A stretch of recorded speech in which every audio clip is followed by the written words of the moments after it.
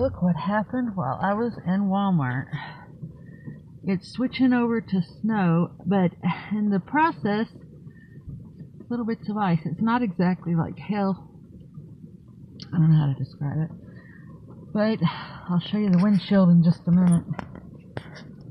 Whew, I was only in there a few minutes to get the craft supplies. Wow.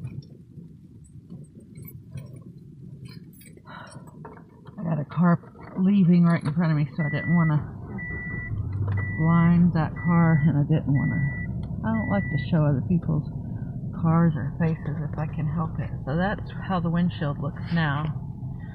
And you can hear it getting silent, which means it'll be all snow soon.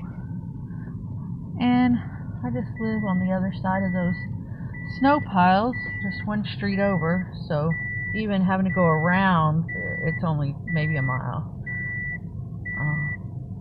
And I'll be careful. That is what's going on Tuesday night, March 4th, 2025, in the Northwoods of Wisconsin. We're switching over from rain to snow. Sometime in the next few hours, or a few minutes possibly, it'll be all snow. They're calling for, I don't know, 7 or 8 inches.